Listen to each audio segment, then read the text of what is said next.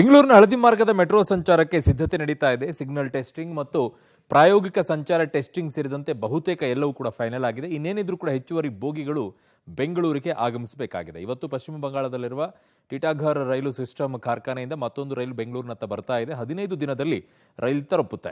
ಚೀನಾದ ಕಂಪನಿಯಿಂದ ಭಾರತದ ಕಂಪನಿಯ ಜೊತೆಗೆ ಒಪ್ಪಂದ ಮಾಡಿಕೊಂಡು ಮೆಟ್ರೋ ಟ್ರೈನ್ ಪೂರೈಕೆ ಮಾಡಲಾಗ್ತಾ ಇದೆ. ಬಿಎಂಆರ್ಸಿಎಲ್ಗೆ ಮೊದಲ ಟ್ರೈನ್ ಹಸ್ತಾಂತರದ ವೇಳೆ ಬೆಂಗಳೂರು ದಕ್ಷಿಣ ಸಂಸದ ತೇಜಸ್ವಿ ಸೂರ್ಯ ಉಪಸ್ಥಿತರಿದ್ದರು. ಈ ವೇಳೆ ಮಾತನಾಡಿ, ಪ್ರತಿ ತಿಂಗಳು ಒಂದು ಬೋಗಿ ನಿಯೋಜಿತ ಮೆಟ್ರೋ ಲೈನ್ಗೆ ಸೇರಿಕೊಳ್ಳುತ್ತೆ ಅಂದಿದ್ದಾರೆ.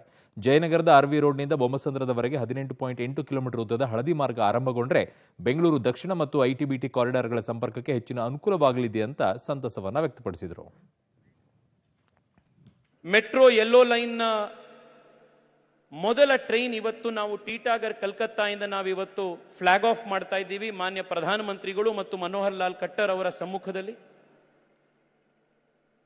ಮೊದಲ ಟ್ರೈನ್ ಇವತ್ತು ಪ್ರಾರಂಭ ಆಗ್ತಾ ಇದೆ. ಇಲ್ಲಿಂದ ಬೆಂಗಳೂರಿಗೆ ತಲುಪುವಂಥದ್ದಿದೆ. ಫೆಬ್ರವರಿಯ ಮೊದಲ ವಾರದಲ್ಲಿ 2ನೇ ಟ್ರೈನ್ ಬರುವಂಥದ್ದಿದೆ.